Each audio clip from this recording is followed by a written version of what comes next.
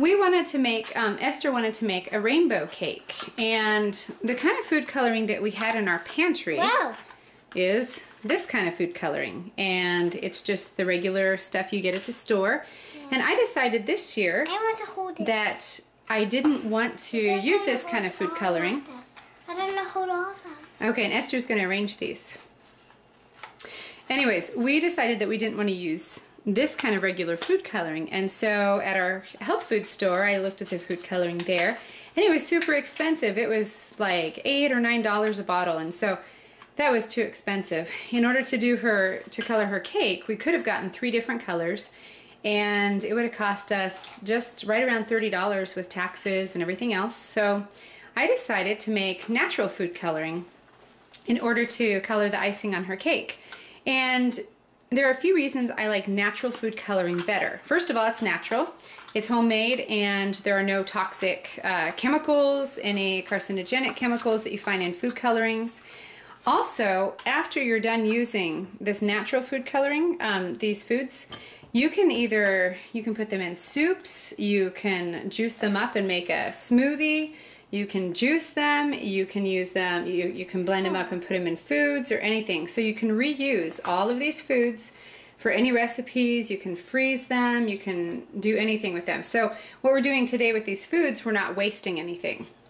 And if you want to, if you can't use it in the next little while or whatever, you can always compost it in your for your garden. So there are lots and lots of reasons to use this, to do this. It's economical, it's safer, and you can use the food later. So Esther is going to help me out.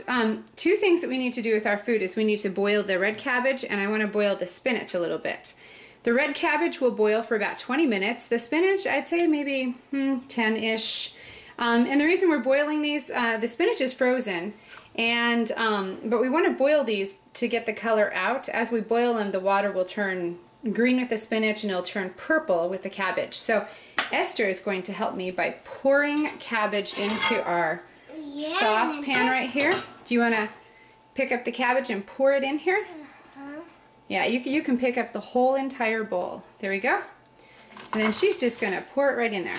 There we go. Okay, so we've got cabbage in here. And now she's going to pour the spinach into this pan. So we're going to watch her and see how carefully she is. She turned 4, so she's getting really, really good at pouring things and stuff. So very, very good. You can use your fingers to scoop this out. Here. There we go. We can use our fingers to scoop out all the extra. So what we're going to do now, Esther, you can stack some things and stuff. I'm going to come over here to the sink and use some filtered water. We just have a Brita filter right now. We're planning on getting something else later that filters out a lot more, but use whatever filtered water you have because you'll be eating the food stuff. Okay, and you just cover it, just fill it up enough to cover it. We'll go put this on the stove, and then we'll take the cabbage and we'll fill up the cabbage as well. Here we go. And we're going to cover the cabbage also, so it's completely filled with the water.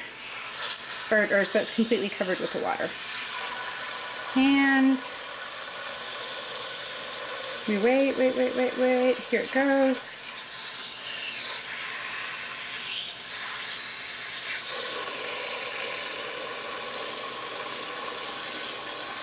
And you know what, I'm not going to completely cover it with the water, but I'm going to add just enough water to make it plenty of water. And so we set the cabbage pan right there. We bring it back here to the stove. And then we will turn on this burner. We have a propane gas stove. It's kind of nice. Okay, and then we turn on the burner to the spinach. And then we'll let the cabbage cook for about 20 minutes and the spinach for about 10 minutes. And here's Esther over here having fun with the artificial food coloring. We're back. Okay, so we let our cabbage boil. It looks like that. We've already taken the water out, didn't we? Yes. Okay, so we let our cabbage boil. Yes. We let our spinach boil. Uh-huh. And here are some things I'm going to show you. Yes. That we did with colors. First of all, okay, so we have mangoes, beets, blueberries.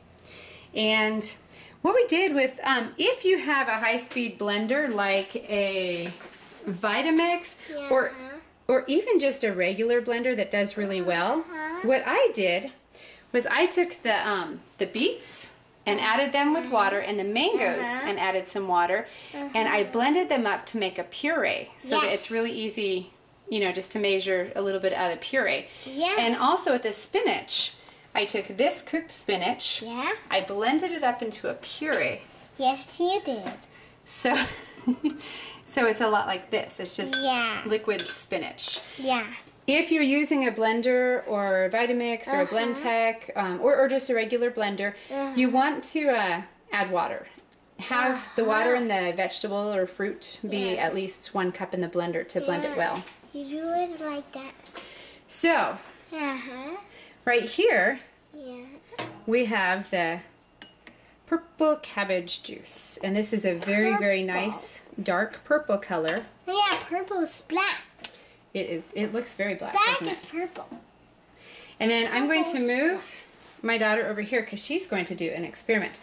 So we still need the color blue, and we can't get the color blue yet from any of these things. So far we have, oh yeah, we also need the color orange. So we have yellow, we have red, we have a reddish purple color here, and we have green, and we also have brown and a darker brown color that we've made as well. And we have purple. So, Esther, will you move the chair over and do an experiment? Okay, so Esther's going to move her handy dandy chair over right here to the corner. There we go. Okay, and then she's going to get up on this chair. And then, so we have, what I did was I took some of the cabbage juice out of here and I put it into 2 bowls. Yeah. And you can use, in order to make blue, you can use baking soda because it alkalizes the purple color and it turns it blue. So Esther, will you pour this into this bowl for me? Yeah. Okay, and then stir it up. So Esther is gently stirring it. Very, very gently. Good job. Okay, so now we've turned it into blue. Look at that, just like magic. We have blue over here, and we have purple over here. And all I did, we have maybe about... Let's do some more blue. We'll do some more after the video. Isn't that cool? It's kind of like magic. So with this blue, there was about a cup of the purple cabbage juice into here.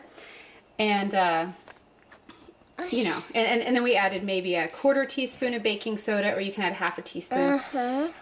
You can add more baking soda depending on the shade of blue you want. If you want it just a little bit lighter and a little bit less overall blue, then add more baking soda because it'll be more alkalizing.